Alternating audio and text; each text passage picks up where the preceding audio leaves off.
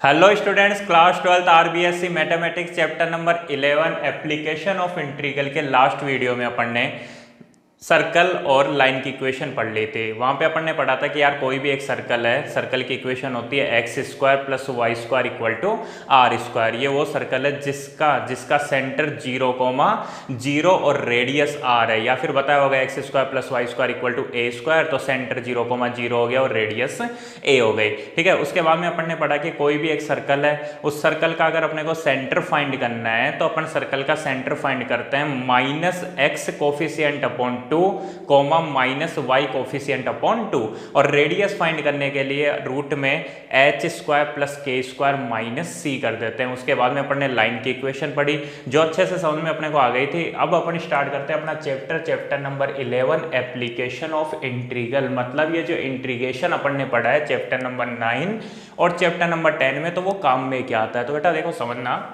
मान लो मैं तुम लोगों से पूछूं कि मैंने एक रेक्टेंगल बना दिया, ठीक है ना। रेक्टेंगल का मतलब क्या हो गया, आयत ए बी सी और डी। और अब मैं तुम लोगों से पूछ लूं कि ये जो रेक्टेंगल मैंने बनाया है, ठीक है ना, इस तरीके से, तो ये जो रेक्टेंगल है इसका एरिया क्या होगा। तो तुम लोग क्या बोलोगे, बोलते ठीक है सर एरिया बता देंगे, लेकिन एक बार इसकी लेंथ बता दो। तो मैंने बोल दी लेंथ है इसकी 2 मीटर और इसकी ब्रेथ बता दो, तो ब्रेथ मैंने बोल दी 3 मीटर। तो तुम लोग आराम से इसका एरिया बता सकते हो। बोले सर इसका एरिया हो जाएगा 2 × 3 L × B equal to 6 metre square. ठीक है, ऐसे मान लो कोई सर्कल दे दिया मैंने तुम लोगों को, ये कोई सर्कल है, ठीक है, और ये जो सर्कल है इसकी जो रेडियस है वो है 7 मीटर। ठीक है ना, सर्कल की रेडियस कितनी है, 7 मीटर। अब मैं पूछूं तुम लोगों से कि इसका एरिया बताओ, तुम लोग बोलोगे बोले सर क्या मजाक कर रहे हो, 11th 12th क्लास में पढ़ रहे हैं, मैथमेटिक्स अपनी सब्जेक्ट है और अपने को सर्कल का एरिया भी नहीं आएगा क्या।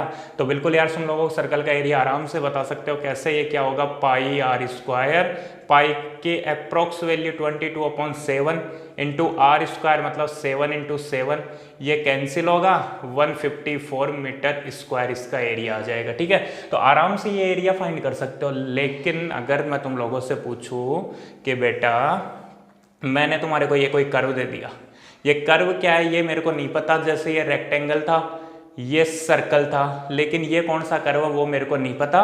मैंने मान लिया कि ये कोई कर्व है y = fx, ठीक है ना। कौन सा कर्व है, y = fx, और इसका एरिया फाइंड करना है तुम्हारे को। ठीक है, समझ में आ रही है, ये शेप, ये वाला एरिया तुम्हारे को फाइंड करना है।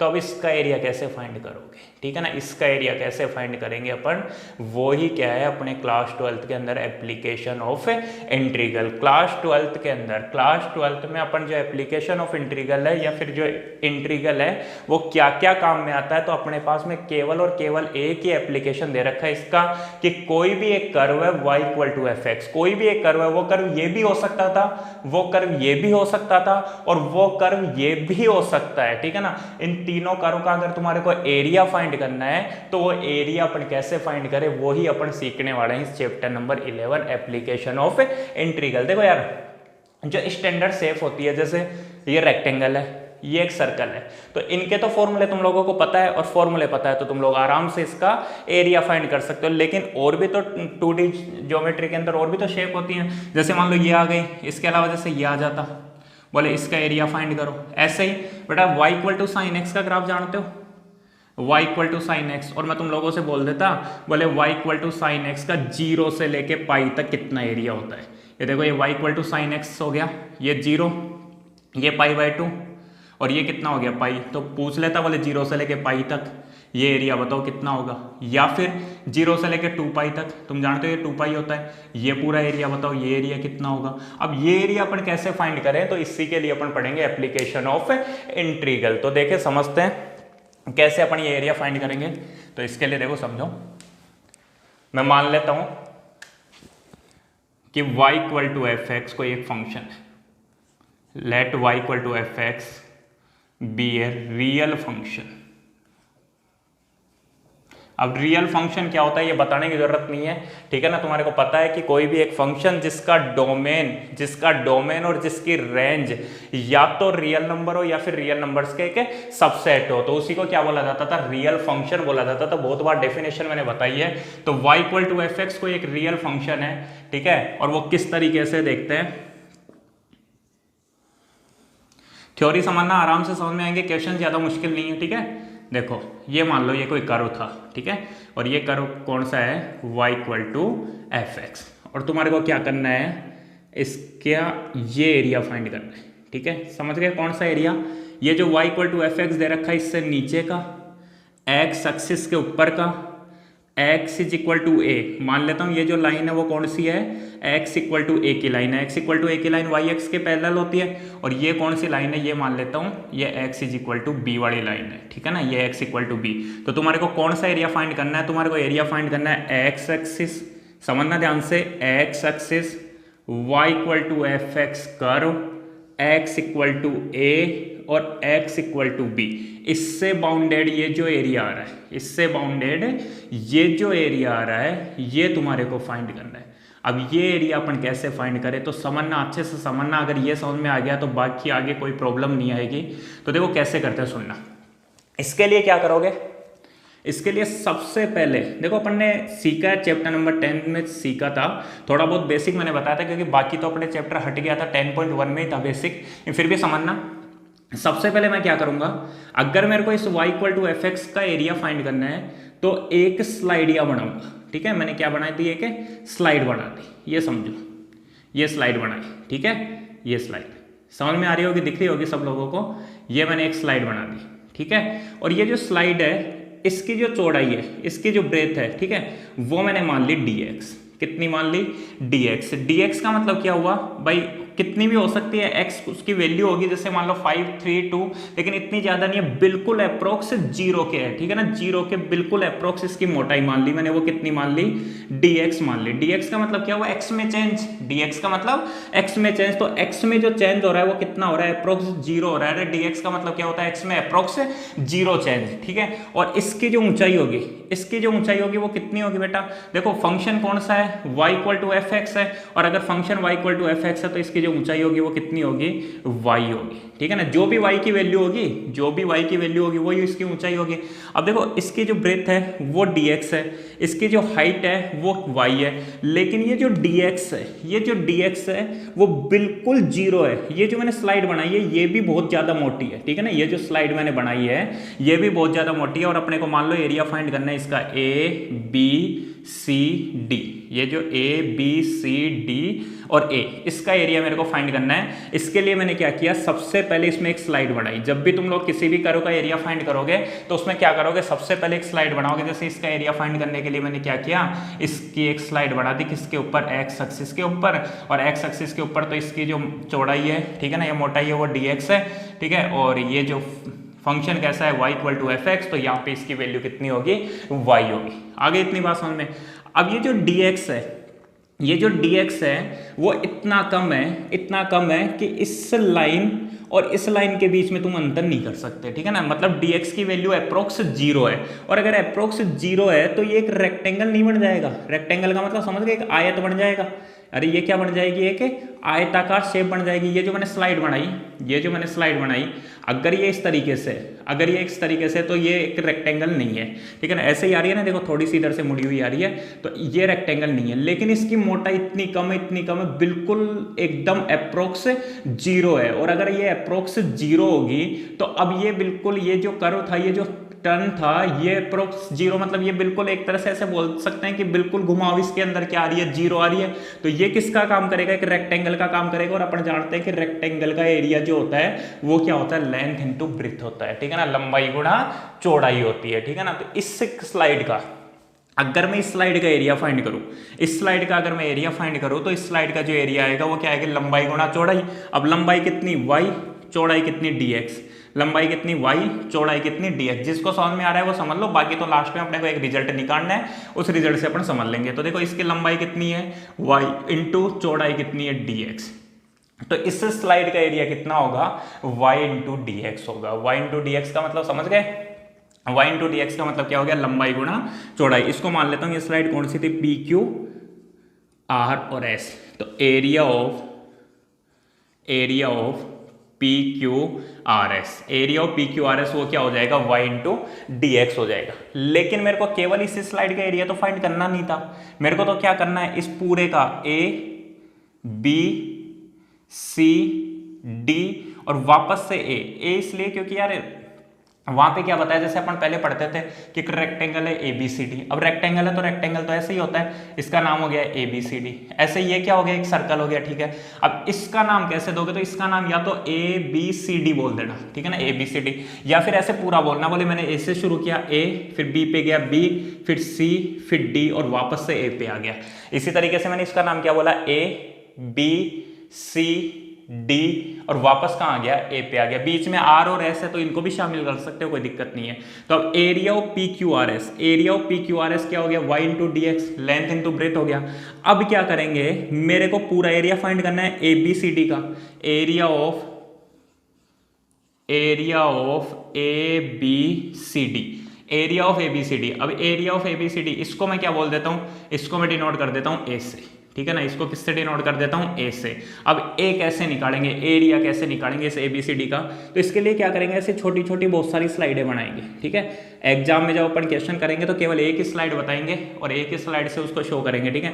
लेकिन क्या करते हैं, ऐसी बहुत सारी छोटी छोटी स्लाइडें बनाते हैं और अगर उन छोटी छोटी स्लाइड्स को जोड़ दूं, उन सब का सम कर देता हूं मैं, तो क्या आ जाएगा मेरे पास में, एरिया ऑफ एबीसीडी आ जाएगा। इतना तुम लोग समझ पा रहे हो आराम से।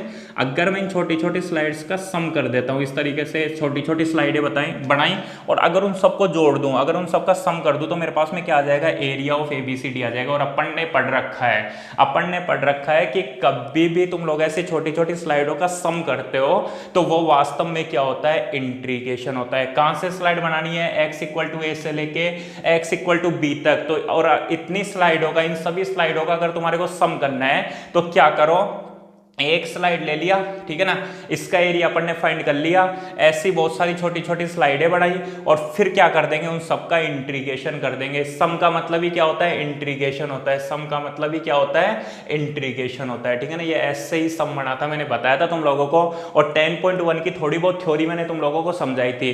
फिर से बोल रहा हूँ, बाकी सारा चैप्टर अपने हट चुका था, 10.1 पूरा हट गया था, लेकिन वहां पे जब मैंने थ्योरी बताई थी तो मैंने क्या बताया था कि इस तरीके से बहुत सारी स्लाइड होंगी और अगर उन सभी स्लाइडों का अगर सम कर देते हैं तो वो ही अपने पास में क्या बढ़ता है, वो ही अपने पास में इंटीग्रेशन बनता है। तो तुम्हारे को कभी भी इस फंक्शन का, ये जो y equal to f x graph था, इस कर्व का एरिया फाइंड करना है। कहां से, x इक्वल टू ए से लेके x इक्वल टू बी तक। तो केवल एक छोटा सा काम कर देना कि a से लेके b तक y इंटू डी एक्स, इसका एरिया कितना था, पी क्यू आर एस का y इंटू डी एक्स। अब ऐसी छोटी छोटी स्लाइडें कहां से बनेंगी, a से लेके b तक, तो a से लेके b तक y इंटू डी एक्स का क्या कर देना, इंटीग्रेशन कर देना। यही क्या होता है, एरिया फाइंड करने का फॉर्मूला होता है। या फिर इसी को ऐसे बोल सकता हूं, a is equal to a to b, y का मतलब एफ एक्स, अरे y का मतलब y equal to f x था ना, y equal to f x, y equal to f x. तो मैंने क्या किया, y की जगह एफ एक्स लिख दिया, तो एफ एक्स डी एक्स, ये एरिया फाइंड करने का फॉर्मूला हो गया। तो क्या करना है, जब भी तुम्हारे को एरिया फाइंड करना हो, कहां से, x इक्वल टू ए से लेके x इक्वल टू बी तक, किसी भी कर्व का, ठीक है ना, x इक्वल टू ए से लेके, जैसे मान लो ये कोई कर्व है, ये x is equal to a point है, x equal to b point है, तो ये जो x एक्सिस, ये curve x equal to a और x इक्वल टू बी, ये एरिया कभी भी तुम्हारे को फाइंड करना हो, दिख रहा होगा एरिया कौन सा फाइंड करने की बात कर रहा हूं। तो एक छोटी सी स्लाइड ऐसे बनाना, x एक्सिस के ऊपर अगर स्लाइड आ रही है, x एक्सिस के ऊपर स्लाइड आ रही है, तो इंटीग्रेशन कर देना a से लेके b तक, किसका, y dx, y की वैल्यू रख देना, y की वैल्यू जो भी होगी, जैसे y equal to sine x है, y equal to sine x है, तो यहाँ पे क्या लिखना है, साइन एक्स dx, ठीक है ना, केवल क्या लिखना है तुम्हारे को, साइन एक्स dx, और उसके बाद में अपन आराम से इंटीग्रेशन फाइंड कर सकते हैं, ठीक है। तो अब भी क्या करो, एक बार इसको नोट डाउन करो। सबसे पहले अपना टॉपिक डालो, एप्लीकेशन ऑफ इंटीग्रल, ये खैर डाल लिया होगा तुम लोगों ने। उसके बाद में ये लाइन लिखो, ये डायग्राम बनाओ, थोड़ा तरीके से बनानी है, बहुत सारी स्लाइड्स मत बनाना। फिर ये लिखो, area of p q r s, ठीक है, और area of A B C d, a equal to ये और ये, ठीक है। एक काम करो, इसका स्क्रीनशॉट ही ले लो, फिर अपन आगे बढ़ते हैं। इसको मिटा रहा हूं मैं, ठीक है। तो देखो, समझते हैं अपन छोटी छोटी बातें हैं 2-4, वो समझ लो, ज़्यादा क्वेश्चन है नहीं, 5-7 ही क्वेश्चन अपने पास में, तो आराम से समझ में आ जाएगा। चैप्टर ज़्यादा मुश्किल चैप्टर नहीं है, ध्यान दो उसको। सबसे पहले मैंने क्या बताया, ध्यान देना इधर। सबसे पहले मैंने बताया कि मान लो तुम्हारे पास में कोई कर्व है इस तरीके का, और ये कर्व कौन सा है, y = fx टाइप का कर्व है, ठीक है ना। कौन सा कर्व है, y = fx, और इसका एरिया कहाँ से, x = a से लेके x = b तक फाइंड करना है, a से लेके b तक। तो तुम तो क्या करो, एक स्लाइड बनाओ इस तरीके से। अब ये स्लाइड कहाँ से, देखो कौन से कर्व को टच करते हुए मिल रही है, ये वाला कर्व। कौन सा, y = fx को टच करते हुए कहाँ तक आ रही है, x के ऊपर आ रही है, मतलब dx। तो एरिया फाइंड कैसे करोगे, इसका एरिया फाइंड करेंगे, बोले a से लेके b तक इंटीग्रेशन कर देंगे। क्या कर देंगे, x = a से लेके x = b तक इंटीग्रेशन कर देंगे, डेफिनेट इंटीग्रल हो गया, ठीक है। और किसका, y dx, ठीक है ना। y = fx, जो भी फंक्शन है y के अंदर x के ही टर्म में वैल्यू आएंगे, ठीक है ना। y = sin x है तो sin x आएगा, y = x² है तो यहाँ पे x² आएगा। मतलब क्या करना है, कर्व में से y की वैल्यू उठा के यहाँ रख देंगे और उसका इंटीग्रेशन कर देंगे। अभी जब अपन क्वेश्चन करेंगे तब बहुत अच्छे से समझ में आ जाएगा। लेकिन अगर इस तरीके से कर्व दे रखा है तो ऐसे अपने को एरिया फाइंड करना है। एक बात जरूर ध्यान रखना, एरिया कभी भी नेगेटिव नहीं होता, एरिया कभी भी नेगेटिव नहीं होता। और यहाँ पे क्या होगा, यहाँ पे नेगेटिव एरिया आएगा भी नहीं, ठीक है ना। थोड़ा सा सोचो यार, यहाँ पे नेगेटिव एरिया आएगा क्या, बिल्कुल नहीं आएगा। पता है क्यों, क्योंकि y की वैल्यू भी पॉजिटिव, y ऊपर की तरफ है तो y की वैल्यू भी पॉजिटिव, और dx तो हमेशा पॉजिटिव। dx का मतलब x में चेंज, x में चेंज, और चेंज की बात होगी तो पॉजिटिव चेंज, ठीक है। क्यों, क्योंकि भाई x में अंतर, x2 - x1, बड़े नंबर में से छोटे नंबर को माइनस करते हैं तो dx तो पॉजिटिव ही रहेगा, dx तो पॉजिटिव ही रहेगा, और y भी कैसा रहेगा, पॉजिटिव ही रहेगा। तो यहाँ पे कैसे फाइंड करोगे, a = integration a to b y into dx। ऐसे देखो, सेकेंड ये समझो, मान लो y = fx ही कोई फंक्शन था, ध्यान देना और थोड़ा सा समझना। और कर्व इधर बढ़ा, कर्व कौन सी साइड में बढ़ा, नेगेटिव साइड में, ठीक है। और x = a से लेके और x = b तक ही तुम्हारे को इंटीग्रेशन करना है, वो सॉरी इसका एरिया फाइंड करना है। मतलब तुम्हारे को ये वाला एरिया फाइंड करना है। पहले कौन सा एरिया फाइंड करना था, ये, अभी कौन सा एरिया फाइंड करोगे, ये एरिया फाइंड करोगे बेटा। अब ये एरिया फाइंड करेंगे तो स्लाइड तो ऐसे बनेगी, ठीक है, ये स्लाइड हो गई। अब थोड़ा सा सोचना, ये dx है और ये क्या आएगा, y आएगा। ये डायग्राम कैसे बनेगा, वो ही सबसे इंपॉर्टेंट है। डायग्राम बनाना तुम लोगों को आना चाहिए, वो मैं सिखा दूंगा, कोई दिक्कत नहीं है, लेकिन समझने की कोशिश करना। अब y तो कैसा रहेगा, नेगेटिव। अरे y का मतलब ये देखो, नेगेटिव साइड ही तो है। ये y की वैल्यू कैसी होती है, नेगेटिव। ये y की वैल्यू कैसी होती है, पॉजिटिव। अब y तो नेगेटिव है और dx पॉजिटिव है। जब तुम लोग एरिया a फाइंड करोगे, कहाँ से, a से लेके b तक, और y into dx जब करोगे तो इसकी वैल्यू कैसी आएगी, नेगेटिव आएगी। इसकी वैल्यू कैसी आएगी, नेगेटिव आएगी। नेगेटिव क्यों आएगी, क्योंकि y तो नेगेटिव है। ध्यान रखना, जब भी x एक्सिस के नीचे आ जाए तो y तो नेगेटिव हो गया और x कैसा हो गया, x पॉजिटिव हो गया।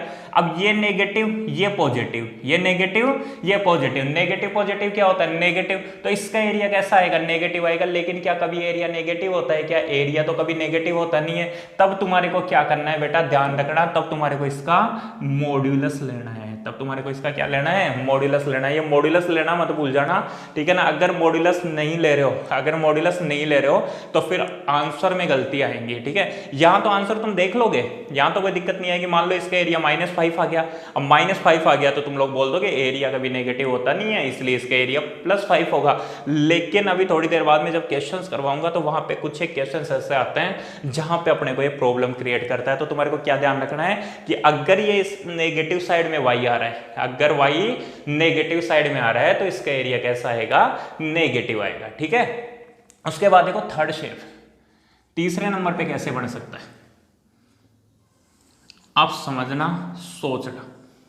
मान लो ये बढ़ गई शेप, कौन सी शेप बन गई, ये वाली शेप बन गई। अब तुम्हारे से पूछेगा कि इसके लिए एरिया, अब इसके लिए पता है एरिया कहां से कहां आएगा, इसका एरिया ये पूछेगा हमेशा, ध्यान रखना। ये एरिया ये कहां से आएगा बेटा, अगर ध्यान से देखोगे तो ये लाइन, ये एक्स एक्सिस है, ये लाइन एक्स एक्सिस के पैरेलल और एक्स एक्सिस के पैरेलल है, तो ये y इक्वल टू ए रहेगा। ये क्या रहेगा? y equal to a. ये क्या रहेगा? y equal to b. मतलब y इक्वल टू ए से लेके y इक्वल टू बी तक वहां पे क्वेश्चन आएगा, वहां पे क्वेश्चन आएगा कि तुम्हारे को एरिया फाइंड करना है। किसका एरिया फाइंड करना है? y equal to f x का।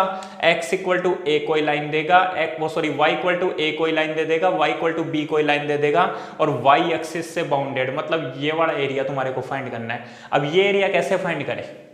इसका एरिया तो वैसे तो दो तरीके हैं, दूसरा तरीका तो खैर अपने हट गया, तो उसके बारे में तो मैं डिस्कस करूंगा नहीं।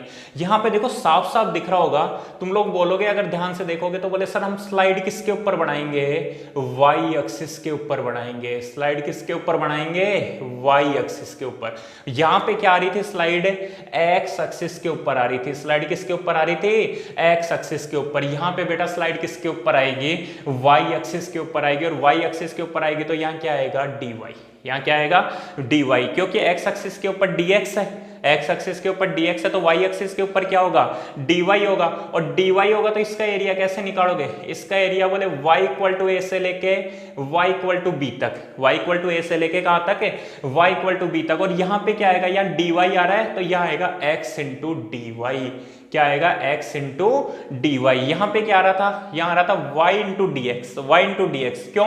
क्योंकि यहाँ पे फंक्शन होता है y equal to f x, और जब ये फंक्शन लोगे ना तो ये फंक्शन आएगा x equal to f y type का। x equal to f y, मतलब वहां पे अपन y की वैल्यू रखेंगे। अरे dx आ रहा है, dx आ रहा है तो यहाँ x होना चाहिए, यहाँ x होना चाहिए। तो जब y की वैल्यू रख दोगे तो x खुद ही आ जाएगा, और यहाँ पे जब अपन x की वैल्यू रखेंगे तो किसकी टर्म में आंसर आएंगे? y के टर्म में आंसर आएंगे। तो इस बात का ध्यान रखना है, स्लाइड केवल x एक्सिस के ऊपर ही नहीं बनती, स्लाइड किसके ऊपर बन सकती है? y एक्सिस के ऊपर भी बन सकती है। वो डिपेंड करेगा अपना डायग्राम कैसा बनता है। डायग्राम देखना है अपने को, और फिर डायग्राम के अकॉर्डिंग ही एरिया फाइंड करना है। यहाँ पे कौन सा एरिया फाइंड किया है अपन ने? ये वाला एरिया फाइंड किया, ठीक है, ये एरिया फाइंड किया है। और बाकी तो कोई दिक्कत नहीं है, जब अपन क्वेश्चंस करेंगे तो क्वेश्चन से अच्छे से समझ में आएगा, कोई दिक्कत नहीं आएगी यार। 4-5 जो क्वेश्चन है ना हो जाएंगे। चौथी शेप देखो कैसे हो सकती है,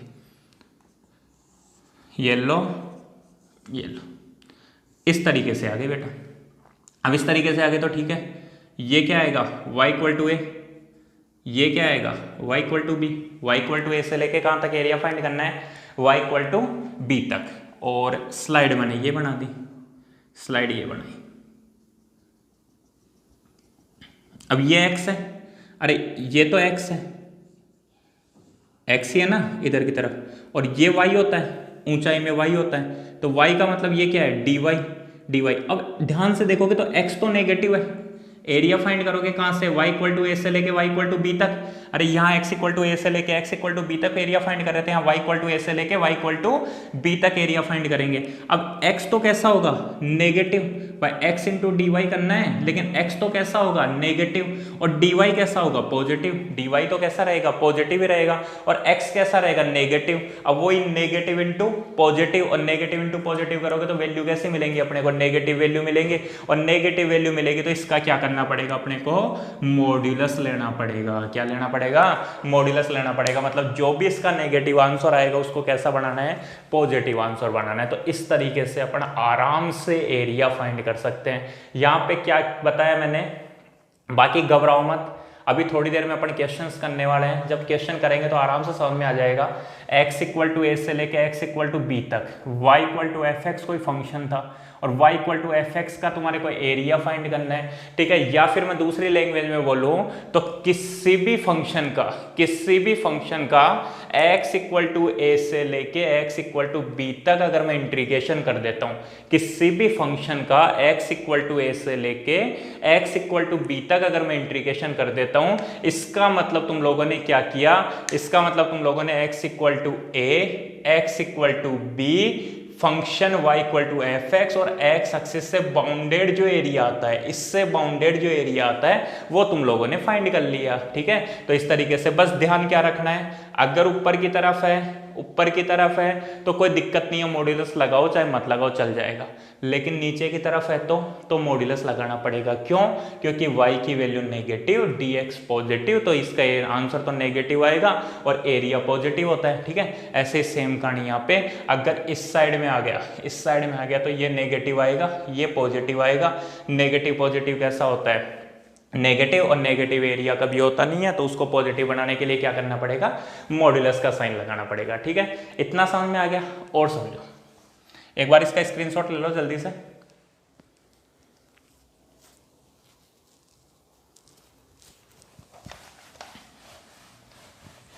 हाँ, अब समझते जाना। देखो, मान लो तुम्हारे पास में कोई डायग्राम इस तरीके से बन गया, ये 5 नंबर डायग्राम कैसा बन गया? ऐसा आया और ऐसा बन गया ये डायग्राम। ये x equal to a point है, ये b पॉइंट है और ये c पॉइंट है, और ये पूरा का पूरा कर्व चल रहा है y equal to f x.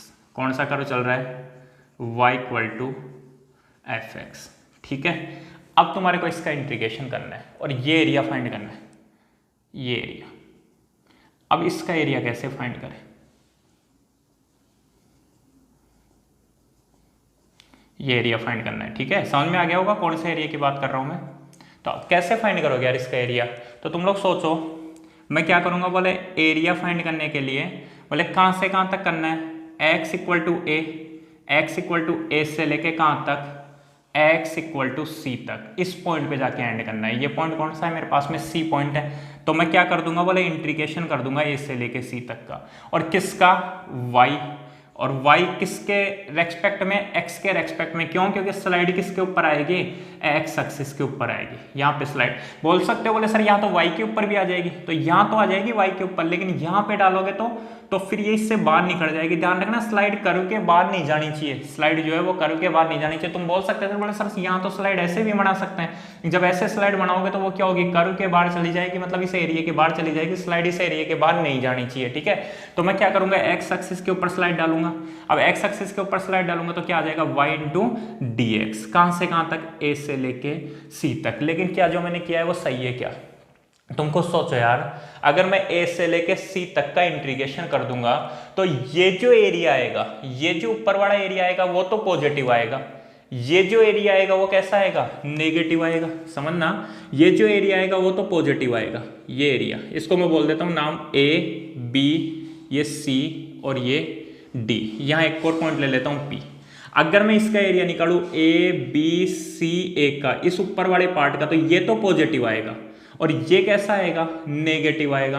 अब मान लो इसकी वैल्यू 2 है, इसकी वैल्यू कितनी है? 2 है, और इसका इंटीग्रेशन -5 आएगा। इसका इंटीग्रेशन कितना आएगा? -5 आएगा। अब तुम्हारे से मैं पूछ लूँ कि यार पूरे का एरिया बताओ, ये जो पूरा शेप था x इक्वल टू a से लेके x इक्वल टू c तक, ये जो कर्व बन रहा है y equal to f x, इसका एरिया फाइंड करना है। तो अगर तुम लोगों ने पूरा एक साथ इंटीग्रेशन कर दिया तो पता है तुम्हारा आंसर क्या आएगा? 2 और -5। अब 2 - 5 तो कितना होता है? 2 - 5 इक्वल टू -3 होता है। अब 2 - 5 अगर -3 होता है तो इसका एरिया तुम लोग मॉड्यूलस लेके +3 कर दोगे। लेकिन क्या +3 आंसर सही है क्या? क्या +3 आंसर सही है क्या? सोचो यार, ठीक है, क्या इसका एरिया 3 होगा क्या? तो तुम खुद देखना यार, 3 आंसर गलत है। पता है क्यों?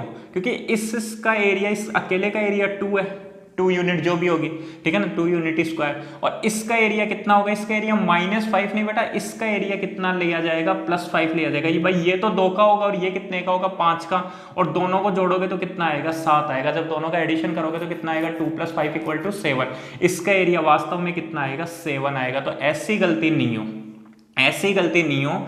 उसके लिए क्या करोगे? सुनो ध्यान से। उसके लिए सबसे पहला इसको 2 पार्ट में डिवाइड कर दोगे। बोले एक हिस्सा तो ये और दूसरा हिस्सा ये तो पहला हिस्सा है और ये कौन सा हिस्सा है? दूसरा। और फिर दोनों का एरिया अलग अलग फाइंड करोगे। अब इसका एरिया जो यहाँ पे स्लाइड बनाई और मैं एरिया ए कैसे फाइंड करूंगा? सबसे पहले इंटीग्रेशन करूंगा कहां से? ए से लेके बी तक का, ए से लेके बी तक का। फिर से बोल रहा हूँ, जब अपन क्वेश्चन करेंगे तब और अच्छे से समझ में आएगा। तो इंटीग्रेशन करूंगा ए से लेके बी तक का, किसका?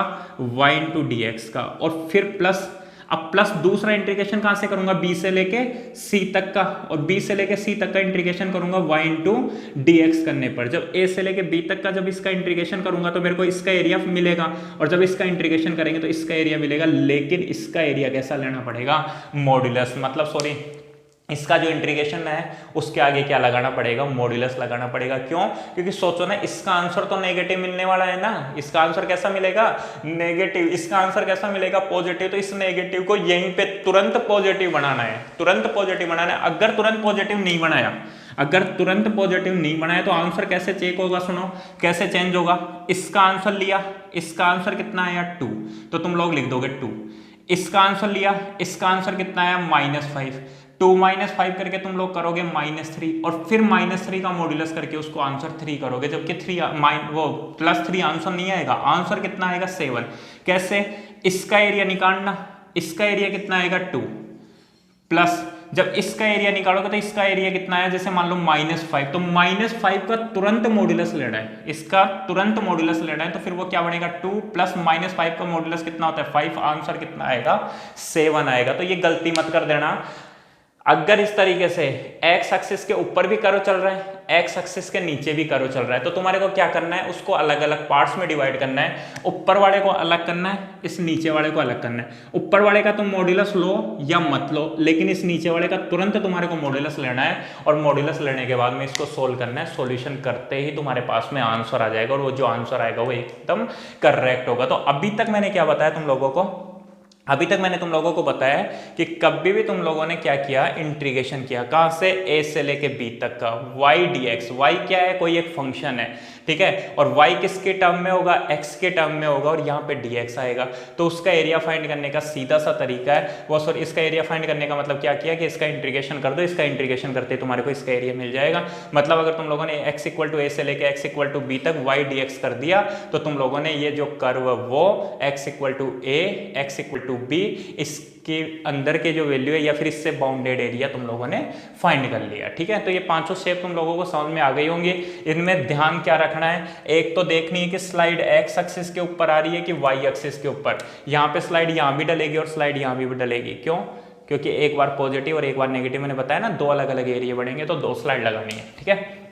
तुम्हें क्या ध्यान रखना है, स्लाइड एक्स एक्सिस के ऊपर आ रही है या वाई एक्सिस के ऊपर। अगर स्लाइड एक्स एक्सिस के ऊपर आ रही है, स्लाइड एक्स एक्सिस के ऊपर आ रही है तो क्या होएगा, y इंटू डी एक्स आएगा, और अगर स्लाइड वाई एक्सिस के ऊपर आ रही है तो क्या आएगा, x इंटू डी वाई आएगा। दूसरा तुम्हें ध्यान रखना है कि जब भी एरिया नेगेटिव दिखे, या फिर जब भी तुम्हारे को जैसे ये पोर्शन क्या दिख रहा है, एक्स एक्सिस के नीचे दिख रहा है, तो इसका तुरंत मॉड्यूलस लो। एक्स एक्सिस के नीचे दिख रहा है तो इसका तुरंत मॉड्यूलस लो। अगर मॉड्यूलस बाद में लिया, अगर पूरा करने के बाद में अगर तुम लोग मॉड्यूलस ले रहे हो तो आंसर तुम्हारे को गलत मिलेगा। लेकिन क्या करना है, तुम्हारे को तुरंत मॉड्यूलस लेना है, तुरंत मॉड्यूलस लेते तुम्हारे को आंसर सही मिल जाएगा।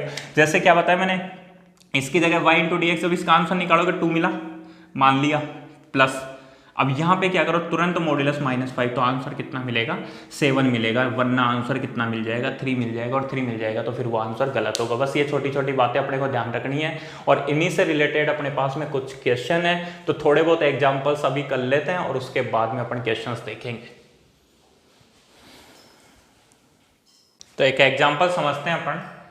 क्वेश्चन है, बोले find the area enclosed bye y = sin x, y = sin x and x axis when x is greater than equal to 0 and less than equal to 2π। कहने का मतलब ये क्या बोल रहे हैं, बोले y = sin x कोई एक कर्व है, ठीक है ना, तो y = sin x, x अक्ष, और जब इनके बीच की वैल्यू, इनके बीच का एरिया फाइंड करो, लेकिन कब, जब x की वैल्यू 0 और 2π के बीच में हो, जब x की वैल्यू क्या हो, 0 और 2π के बीच में हो। तो देखो कैसे करोगे क्वेश्चन को समझना।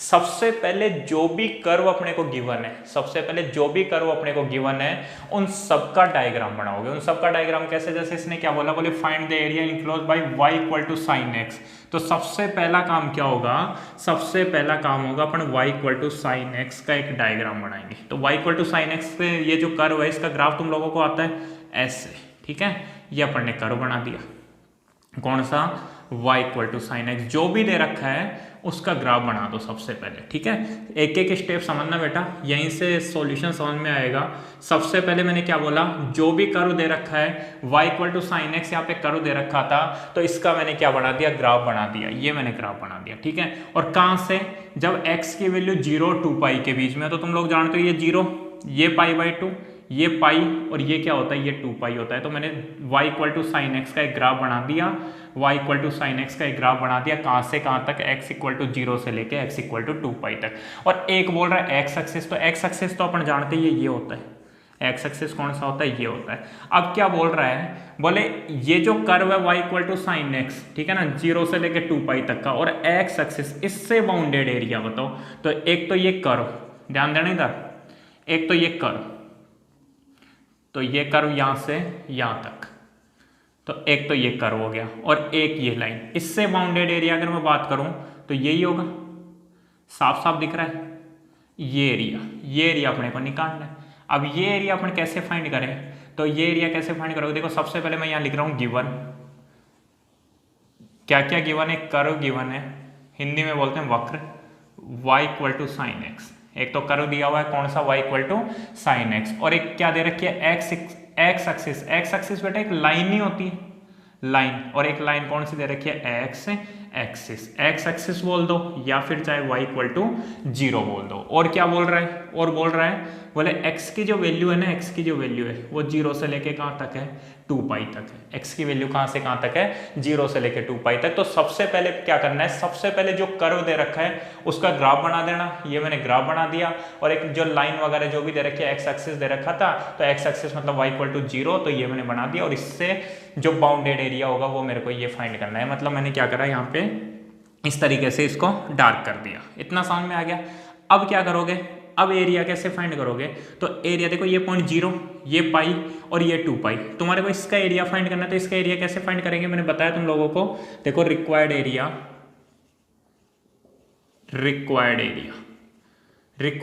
इसको a से डिनोट कर देते हैं, और a कैसे आएगा बेटा, तो a ध्यान देना, बोले मैं इंटीग्रेशन कर दूंगा किसका, x इक्वल टू 0 से लेके x इक्वल टू पाई तक। सबसे पहले तो इंटीग्रेशन करूंगा कहाँ से, x इक्वल टू 0 से लेके x इक्वल टू पाई तक, ये मैंने एक स्लाइड बना दी।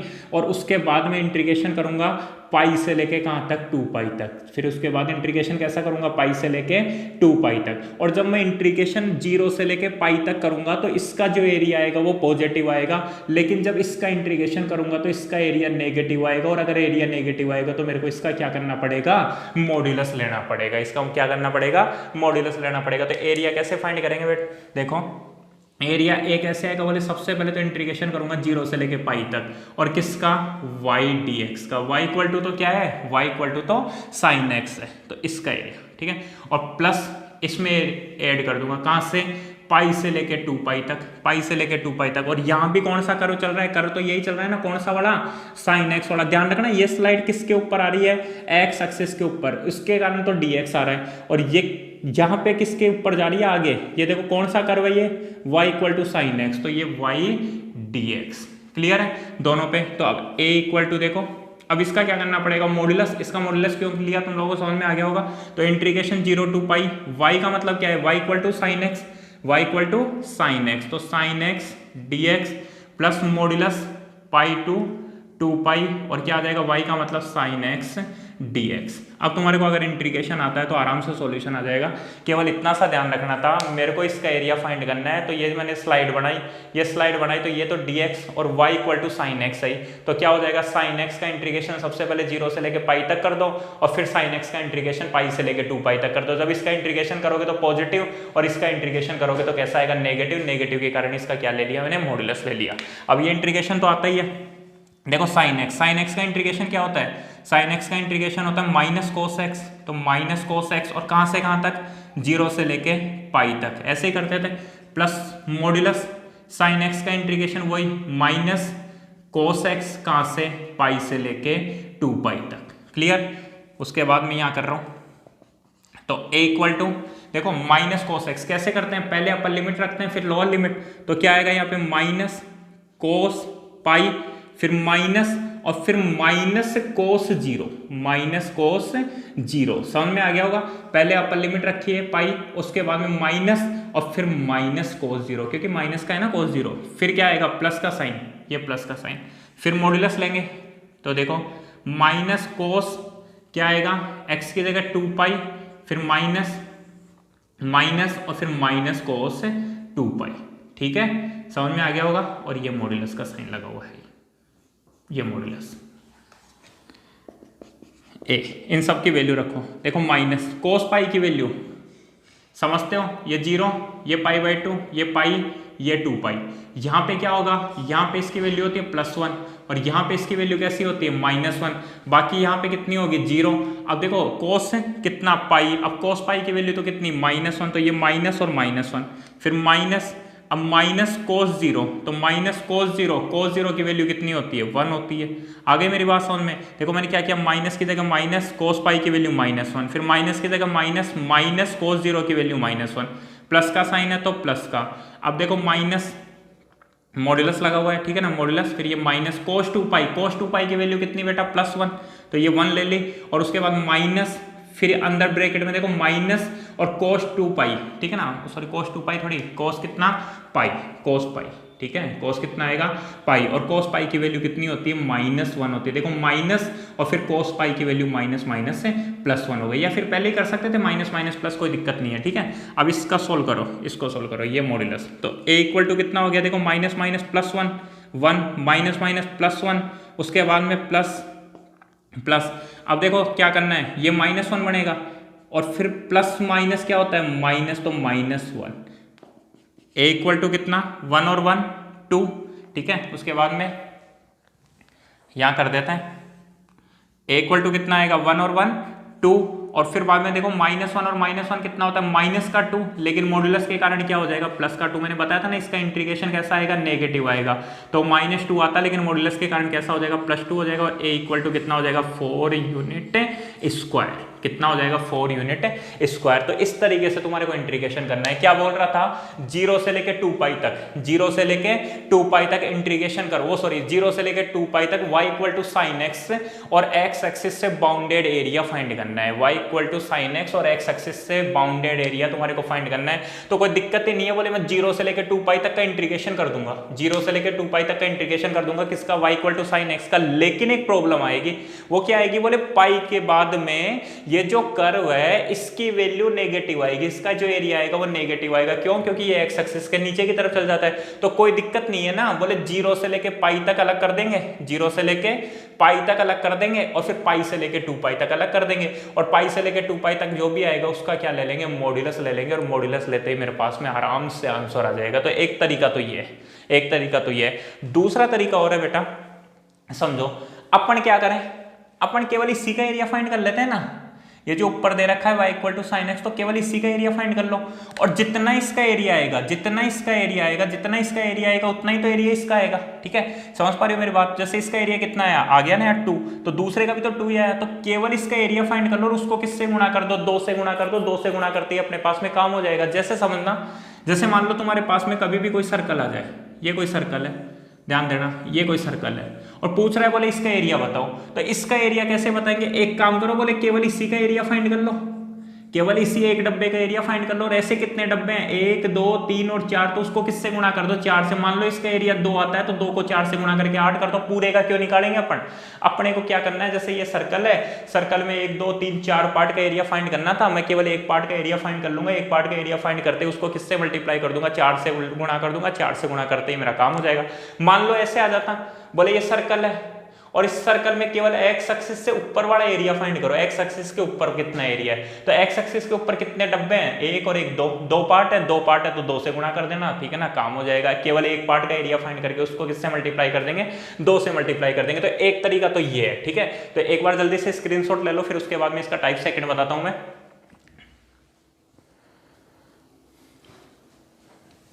ये गया, ये रिक्वायर्ड एरिया। सबसे पहले देखो शुरू से ही बता देता हूँ, सबसे पहले जो कर्व है वो लिख दोगे जैसा लिखा हुआ है, इस तरीके से कि कौन कौन से अपने को कर्व गिवन है और एरिया फाइंड करना है। तो क्या करना है, वही y equal to sine x का ग्राफ बनाएंगे सबसे पहले। ये लो बेटा y equal to sine x का ग्राफ बन गया। ये क्या पूछ रहा है, 0 से लेकर 2 पाई तक का एरिया पूछ रहा है। तो मैंने क्या किया, एक तरीके से यहाँ से एक स्लाइड बनाई, यहाँ से एक स्लाइड बना के केवल मैं क्या करूँगा, केवल मैं इसी का एरिया फाइंड कर लूँगा, केवल इसी का एरिया फाइंड कर लूँगा। और 0 से लेकर 2 पाई तक पूछ रहा है, तो ऐसे कितने पार्ट हो गए, 2 पार्ट हो गए, और 2 पार्ट हो गए तो मैं इसका एरिया फाइंड करके उसको 2 से गुणा कर दूंगा। तो देखो ये 0 से लेकर पाई तक हो गया, नेगेटिव का झंझट खत्म, मॉड्यूलस का झंझट खत्म। केवल क्या करो, एरिया फाइंड करने के लिए क्या करो, 0 से लेकर पाई तक का इंटीग्रेशन कर दो, किसका, y into d x, y into d x. X axis के ऊपर स्लाइड आ रही है तो y into d x, y axis के ऊपर आती तो x इंटू डी वाई, वो भी करेंगे अपन। तो ये 2 से क्यों गुणा किया, समझ में आ गया होगा, ठीक है। तो देखो 2 into 0 to pi y equal to sine x, तो y equal to sine x d x. अब क्या होगा, a इक्वल टू 2। अब साइन एक्स का इंटीग्रेशन कितना होता है, minus cos x, sine x का integration minus cos x 0 to pi, limit लगा दो। a equal to 2 minus cos x, तो देखो क्या आएगा, सबसे पहले माइनस कोस और x की जगह पाई, फिर माइनस कोस 0। समझ में आ गया होगा। इक्वल टू, मैंने मॉड्यूलस इसलिए नहीं लिया क्योंकि x एक्सिस के ऊपर वाला ही है, इसी को 2 से मल्टीप्लाई करके दोनों आ जाएंगे। तो 2 इंटू माइनस कोस पाई की वैल्यू भी बताई थी -1। देखो बेटा माइनस माइनस प्लस और कोस 0 की वैल्यू 1, सोल्व कर दो इसको। a equal to 2 minus minus +1 फिर +1, 1 एंड 1 2, 2 2 जा 4, तो a equal to 4 unit square इसका एरिया आ गया। इस तरीके से इसको बोला जाता है सिमेट्रिक पार्ट। इसको क्या बोला जाता है, सिमेट्रिक पार्ट। मतलब सिमेट्रिक पार्ट का एरिया तुम्हारे को फाइंड करना है। जैसे मैंने तुम लोगों को सर्कल बताया, इसके अंदर क्या करेंगे 1 2 3 और 3 और 4, ठीक है ना। तो 4 पार्ट का एरिया फाइंड करने के बजाय मैं क्या करूंगा, केवल इसी का एरिया फाइंड कर लूंगा। इसी का एरिया फाइंड करने के बाद में उसका सॉल्यूशन सोल्व कर दूंगा, तो मेरे पास में पूरा एरिया आ जाएगा। तो इस तरीके से आराम से कर सकते हो। शायद ये क्वेश्चन थोड़ा बहुत समझ में आया होगा, जितना समझ में आ गया ठीक है। उसके नेक्स्ट वीडियो में अपन 2-3 एग्जाम्पल्स करेंगे और फिर बाद में जो अपने क्वेश्चन है वो अपन क्वेश्चंस करेंगे। तो घबराओ मत, बहुत इजी चैप्टर है। अभी मेरे को पता है मैंने थ्योरी समझाई है, ठीक है ना, अभी केवल थ्योरी समझाई है। थ्योरी में अपने को 20-30% ही समझ में आता है, ऐसा नहीं होता कभी भी कि थ्योरी कंप्लीट समझ में आ जाए। फिर जब अपन क्वेश्चंस करेंगे, थ्योरी अप्लाई करेंगे, तब तुम्हारे माइंड में जितने भी डाउट्स चल रहे हैं वो सब क्लियर हो जाएंगे, ठीक है। जय हिंद, जय भारत।